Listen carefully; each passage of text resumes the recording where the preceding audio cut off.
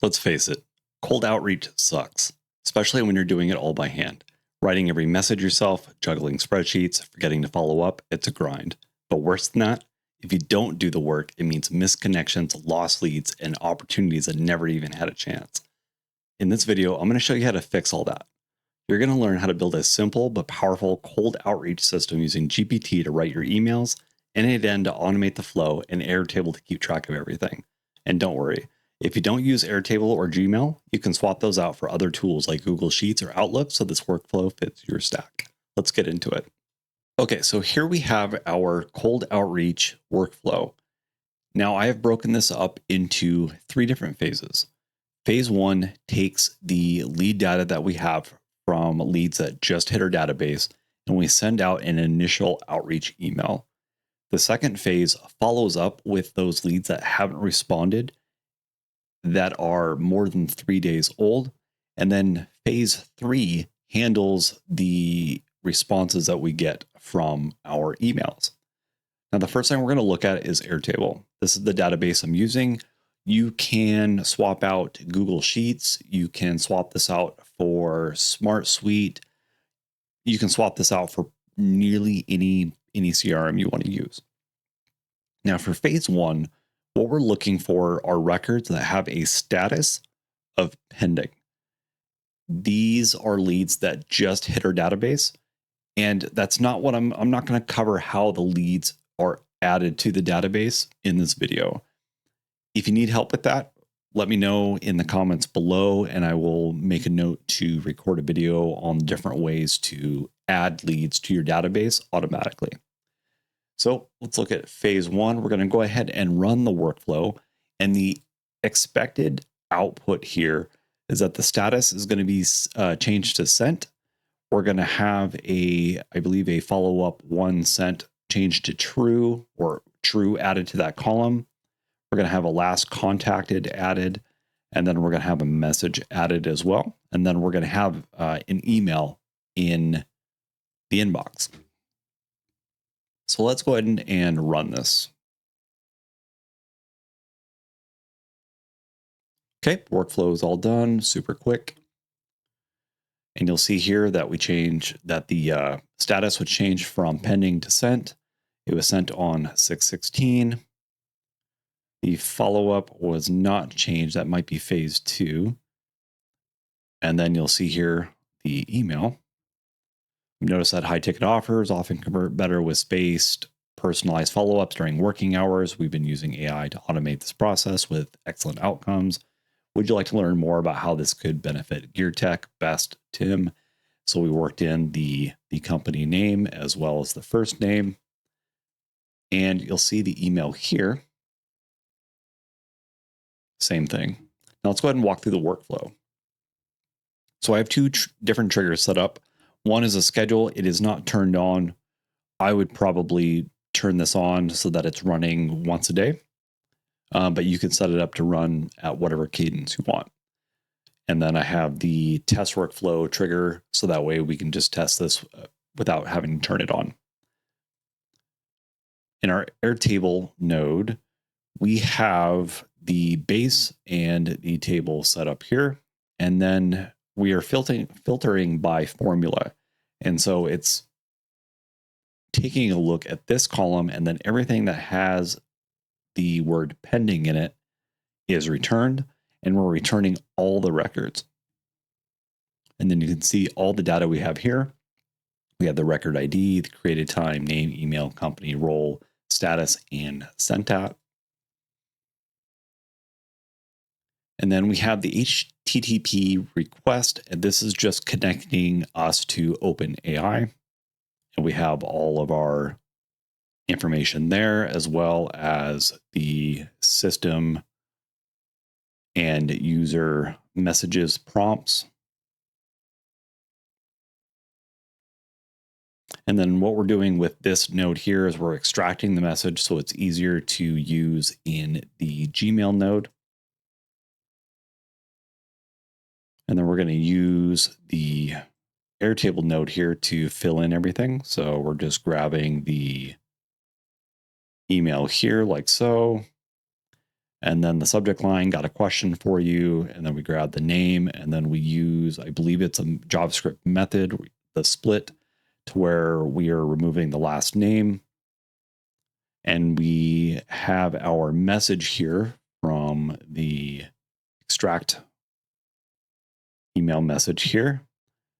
And then we remove the n8n attribution from the bottom of the email, which is it's automatically inserted. So you need to actually add it as an option and then change it to false.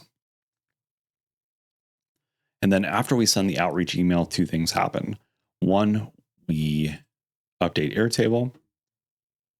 And so we're using the ID here so that way it knows which record to update, which is this here. And we don't need to actually update the name, email, company, role, /title, because they don't need to change unless we actually need to update them throughout the workflow. But in this particular case, we don't. We do want to change the status to sent because we sent the first follow-up, and we want this to be fixed. It doesn't need to be an expression. We want this to be exactly the same each time. And then we have the sent date. So we have the date there. And then we have the message from I believe we got that. So we got that from the extract message node. We added that here so we can add it to Airtable for record keeping. And that's all there is to phase one. Now, phase two is going to be identical with a couple of subtle changes.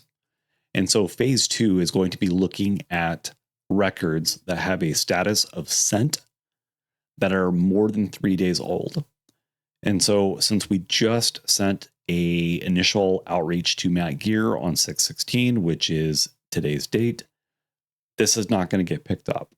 What we expect to get picked up is this record, Clark Kent. It was sent 12 days ago, and it has a status of sent.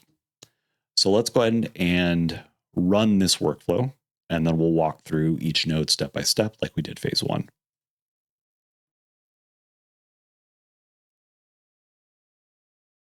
And something happened there. It didn't work. What's going on? Oh, so probably what happened here. So what ended up happening here, why this didn't work, I tested it before and then I didn't remove everything. And so we're looking for everything that in the status column that is sent that has not been shipped a follow-up one email, and only for records that are 3 days old. So if we go here and look at the follow-up one sent column, we'll see that it's true. So what we want to do is get rid of that. I believe that should be it. And then we'll go ahead and actually try it again. It was actually a good error to run into.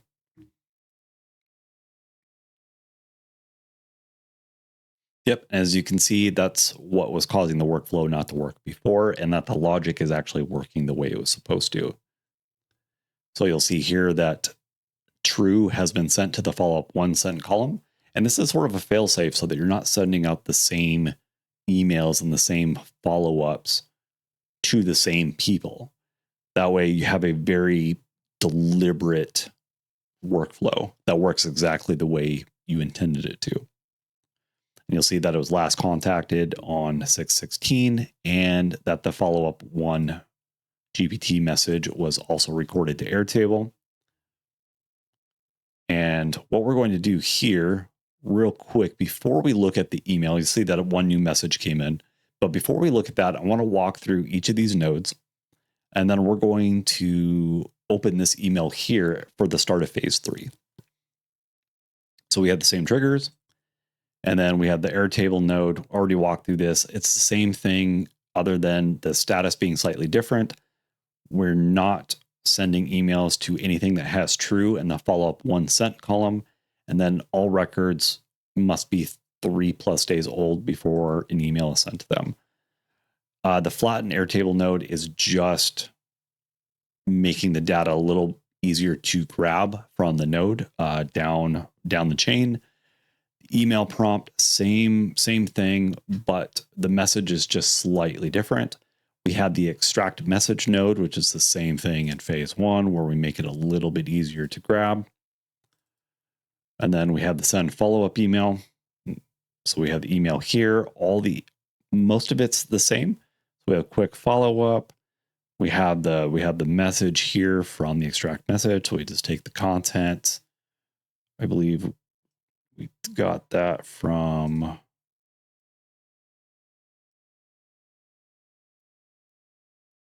I believe we got that from email prompt.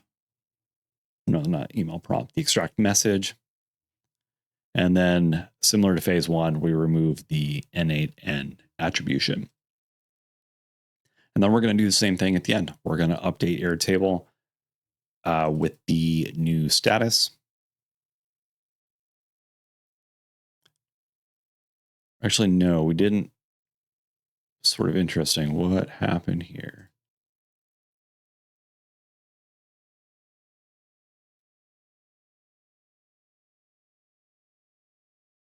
Oh, I think I remember. It's been a minute since I've actually looked at this. So we didn't actually update the status. We sent it the same. Where the difference is and sort of where the kind of fail-safe criteria is this follow-up one sent. So rather than looking for a status on the next phase, because there is no phase 3 or phase 4 follow-up, we just changed this to true. So that way we're not sending emails again to this particular record if they've already had the first 2 follow-ups. If you were to do another round of follow-ups, you're probably going to want to think of a more detailed status. You know, maybe it's first email, second email, third email. And then you would probably still want to use the follow-up 1 sent, follow-up 2 sent, and so on. That way you can have the multiple chains of workflows. And then you have the sort of the fail-safes to prevent for a workflow from sending emails to people you've already sent emails to in that particular chain. And then we update the follow-up with the message we sent and the last contacted at date. And then we add the label. And you'll see here that we have the quick follow-up sent. Now, what I want to do is show you phase 3. Phase 3 is not an outreach, but instead handles any lead that responds to your email. And so you'll see here, we have quick follow-up for Clark Kent, and then we have the message, Dear Clark, I hope this message finds you well. I would love to discuss this further. Feel free to connect at your earliest convenience. And so what we're going to do here is we're going to respond to this.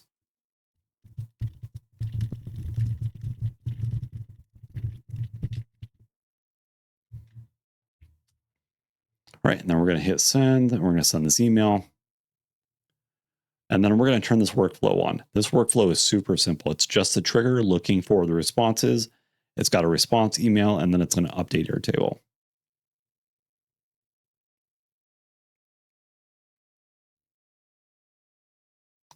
So you see here in Airtable, it went from sent to replied.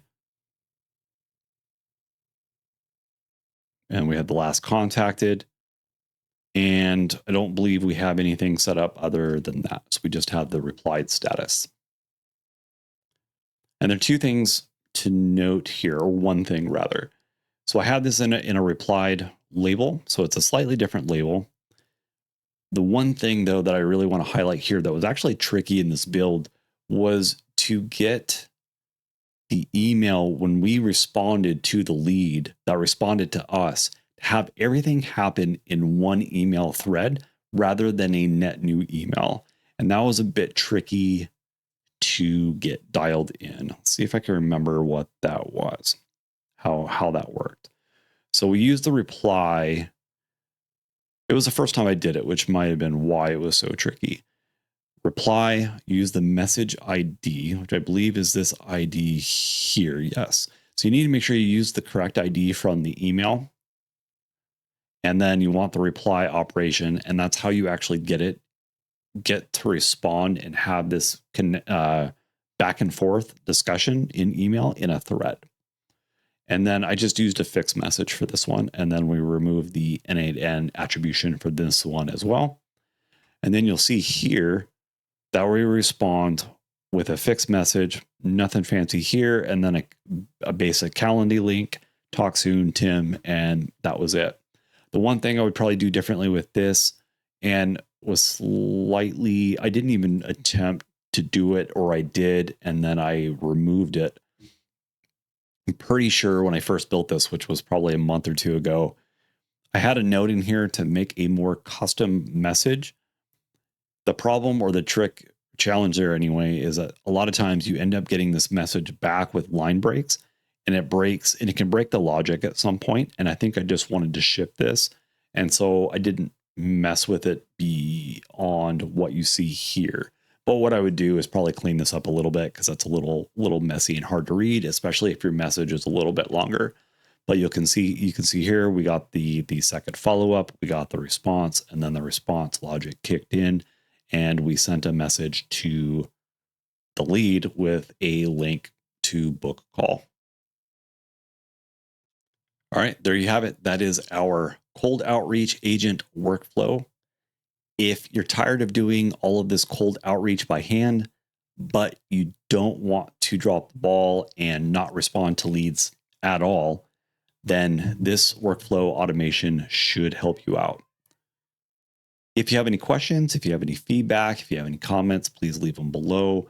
Please hit the like and subscribe button. If you never want to miss a YouTube tutorial from me, hit the notification bell, and you'll be notified as soon as I upload a video to YouTube.